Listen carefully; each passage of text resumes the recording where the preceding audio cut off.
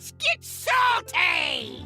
Hey everyone, Zeddy here again today with a brand new video, and despite the fact that Rarran has already done a tier list on all the legendaries on the latest expansion, I like to do that every expansion too, so today I wanted to make a tier list going over what I think will be the best legendaries for Murder at Castle Nathria, as well as I'm going to extend our giveaway deadline until this Sunday. So on Monday I'm going to announce the giveaway winners, and I will give until Sunday to enter the giveaway for Murder at Castle Nathria, a chance to win 3 mega bundles, 2 regular pre-orders. All you have to do is like and comment on the video in the description below. Subscribe to the channel. If we hit 55,000 subs by Monday, I will add another mega bundle. Hit that sub button, make me go broke. And before we get into the tier list, I also want to shout out my stream later today at 9 o'clock Pacific until 3 o'clock over at twitch.tv/Zeddy. I will be streaming the Theorycraft stream for a while with all the new cards. I have a bunch more mega bundles to give away, courtesy of Blizzard. So check that out. Come hang out. We're going to play all the new stuff. Suggest stuff for me to play, whatever you want. Should be a lot of fun. So tune into the stream. That should be about like 3 hours after this video goes live. So we have all the legendaries here. And as always, I'm going to rate them from tier S to F. S being like God tier auto include card, and F being unplayable trash. Starting off, we have Kael'thas Sin Strider, 6 mana, 4/7, neutral legendary. It's the evil twin of Kael'thas that would make your spells cost 0. I think this effect is really scary, really broken. He includes himself. The first minion you play is Kael'thas, includes himself. You play Kael'thas, Bran, and whatever you want. It's going to be absolutely busted. I do think this card is insane. I'm going to give it an A. Not quite S tier, but a very, very scary card. We have Kel'thuzad, the inevitable 8 mana, 6/8 mage legendary battlecry. Resurrect your volatile skeleton, so you can brand Kael'thas, all that stuff. Any of that can't fit on the battlefield, instantly explode. Volatile skeletons are 2 mana 2/2s with death rattle, deal damage to random enemy. I think this card is solid. I don't know if this deck is gonna work though. Like, it's the best part of the deck, right? It's your payoff. Skeleton Mage, really hard to evaluate. It's a really cool deck. We'll be trying it out in theory crafting. I'm gonna put it more in the middle of the road. I think the deck is like gonna be okay, and coupled with a Kael'thas and Bran can lead to a very explosive turn. Get it? Explode. So yeah, I'll give it a B, but watch out. I'm not sold on it being like an absolute killer card. We have Theotar the Mad Duke, neutral legendary, 4 mana 3/3 battlecry. Discover a card in each player's hand and swap them. This can be like counterplay. You can steal their guff. You can steal something good. You do have to give something in return, which does have downside to it. You can couple it with Bran and take 2 cards, give 2 cards.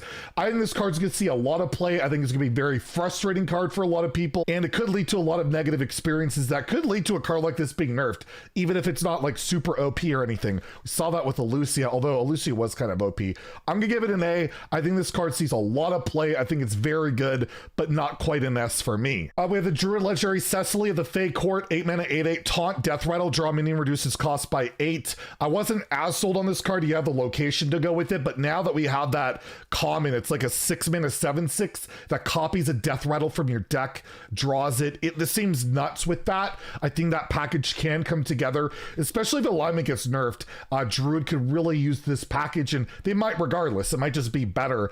I'm actually gonna give this an A. I'm really sold on that package now, just because those cards just work so well together. Hell, you can put in like the new Barnes with it, and that could be really good too. Like, there's a lot of scary implications of this card. Next, we have Hulkius, the rogue legendary based around secrets. 4 mana 5/4 death rattle. If you control a secret, store Hulkius' soul inside of it. It resummons Hulkius when triggered. So as long as you have a secret up, and you can bank it now with that new neutral 2-drop where your next secret costs 0, you can just hold Hulkius, play it, and then boom, you have basically guaranteed Hulkius on board, unless they can proc the secret and kill it first. I think the secret decks are going to be good. There's so much neutral support for them. The card dump in particular showed just a lot of broken stuff that I think Hulkius is going to be a really annoying minion to deal with. I don't think it's at the power level of these guys, but I think you'll see play. So I'm going to give him a B. Pretty strong card, and really scary if it sticks around and gets like duplicated with like double death rattle effects. That can be really strong. Next, we have Steward the Steward, Paladin legendary, 3 mana 3/3 death rattle. Give the next Silverhand recruit you summon +3/+3 and this Death Rattle. Basically infinite value on the Dude Paladin decks. The support for Dude Paladin with all the cards I've seen, I don't see it. I like, this is a really good card. It's snowball value, potentially broken, really. It can lose pretty hard to just a single transform effect, and I'm not sold on Dude Paladin being a big meta player, but you never know. I think it's on the lower end of the power level of these legendaries. I'm gonna go for a C. We have the Rogue Legendary Necrolord Draka, 4 mana, 3/4 Battlecry, equip a 1/3 dagger, +1 attack for each other card you play this turn. There's a lot of like this card spam stuff going on for Rogue. I think that could work. I think Miracle Rogue stuff will work. I don't think this card is going to make the cut. At 4 mana, it does feel maybe a bit too expensive, but I think if this card does see play, it's more of just like I played 2 or 3 cards and I got a 4/3 dagger, and that's pretty darn good, and I go on with my strategy from there. I think it's like a decent tempo card, but I don't really see it as like this all-in go crazy OTK weapon thing. I'm gonna give it a C. I don't think it's terrible, but I don't think it's gonna be as big a meta player as some of these other legendaries. Next we have the Countess, which you guys saw. If you saw my review, I lost my crap over this card. I thought it was so busted. OP, gave it a 5, and I'll just straight out the gate, still giving it an S. Yes, Battlecry, if your deck has no neutral cards, add 3 invitations to your hand. An invitation allows you to discover legendary minion from another class. It costs 0. I just think the value is ridiculous. Yes, it is a 7 mana 7/7 that does nothing when you play it, but Paladin can heal up, Paladin can play Carriel, Paladin can cheat out, taunt minions while playing this type of thing. Paladin can be very proactive and defensive and stabilize into this insane value game. Can just win games. I think it can win games. I think it's really good. I'm giving it an S. I'll probably be wrong, but I love the card and I just think it'll be really busted. We have Huntsman Altimore, 7 mana 5/4 Hunter Legendary Battlecry, summon a Gargan companion. They're just animal companions, different name. Infuse 4, you get another one, so 2 random ones. Infuse 8, you add, you get them all. So all 3 Huffer, Leok, you know, the charge, taunt, bow buff, attack buff, and all of that. This card I tried to rate pretty well when I thought it was optimistic. I actually think it's just really bad. You have to hit Infuse 8 on this. You have to have it in your hand, and a lot of the Hunter strategies don't work. I'm actually going to give it an F. I was a little high on Copium when I saw it the first time. I'm going to rate it an F. So if the card's actually good, I can go to the other video and say I was right, or if it sucks, I can go to the tier list and say I was right. I can't lose this way, right? Oh god, I'm going to lose somehow. Next we have the Baroness Vosh, 4 mana 3/6 Naga, legendary for Shaman, select evolve Shaman support. If this would transform into a minion, summon that instead, so you get some really cool extra value. Instead of evolving this minion, just get more copies of the minion you would get. So you get a 5-drop, and then you can get another 5-drop or whatever, depending on your evolve effect. Pretty decent. I feel like Evolve Shaman's going to be good. I don't know if this is a part of it. I feel like it's kind of clunky, but it can snowball and do some disgusting stuff, especially in Wild with like unstable evolution. I'll give it a B. I think it's strong enough to see play in Evolve Shaman, but it might end up being one of those weird ones where it gets cut because you just rather play cheaper, more flexible things. We've got the Neutral Legendary Murloc Combs, 3 mana 3/4 Battlecry, solve 3 clues about your opponent's cards to get copies of them. You basically see their hand, see their deck, and it's something else I can't remember, but you have to guess correctly 3 times, and they might not have drawn the card. It's really hard to get all 3 guesses, and you have to get all 3 to get the value. I think the card is going to be underwhelming. I'm going to give it a C. I don't think it's terrible, but I do think it's going to be tough to get those guesses correctly. It's not good enough just to know what their deck is, and I don't think you could really afford to run a spider tank that could possibly just whiff completely on value. Lady Dark Fane, 5 mana 3/6 Battlecry, summon 2 2/1 Shades. Each gains a Death Rattle to cast your last shadow spell. So really solid card. You can get extra AoE, you can get extra value in Wild with like Raise Dead, more curses and all of that. I think it's just a staple in like mid-range shadow decks. It's just good. It's a lot of stats on the board too, and there's other synergies with Death Rattles and all of that. Really solid card. I think it sees play in multiple Warlock decks. I'm gonna give it an A. I think it's that good. The other Warlock legendary Imp King Rafan, 6 mana 6/6 Battlecry, resurrect 4 friendly imps, infuse 5, give your other imps +2/+2. Imp Warlock looks pretty good. We actually haven't seen much imp stuff since the beginning, but there's a lot of overstated, pretty crazy things.